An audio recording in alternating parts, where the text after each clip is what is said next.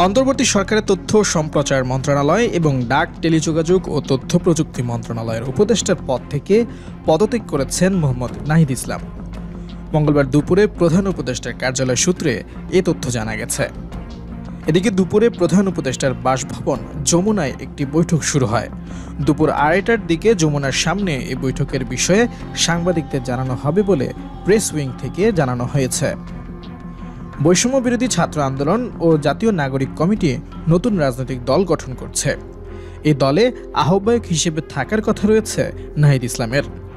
ঢাকা বিশ্ববিদ্যালয়ের সমাজ বিজ্ঞান বিভাগের ছাত্র নাহিদ ইসলাম বৈষম্য বিরোধী ছাত্র আন্দোলনের কোটা বিরোধী আন্দোলনের সময় মুখপাত্রের দায়িত্ব পালন করে পরিচিত মুখ হয়ে ওঠেন। ওই আন্দোলনের ধারাবাহিকতায় ছাত্র জনতার গণ অভ্যুত্থানের মুখে গত 5 আগস্ট ভারতে পালিয়ে যান শেখ হাসিনা।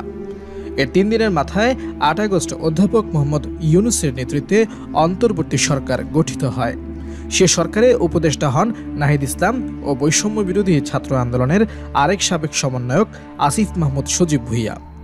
পরে বৈষম্য বিরোধী ছাত্র আন্দোলনের আরেক নেতা মাহফুজ আলম প্রথমে প্রধান উপদেষ্টার বিশেষ সহকারী এবং পরে উপদেষ্টা হন। ঢাকার বনশ্রীর ছেলে নাহিদ ইসলাম 2016-17 শিক্ষাবর্ষে ঢাকা বিশ্ববিদ্যালয়ের সমাজ বিজ্ঞান বিভাগে ভর্তি হন। তিনি বর্তমানে ঢাকা বিশ্ববিদ্যালয়ের এই বিভাগের স্নাতকোত্তরের শিক্ষার্থী।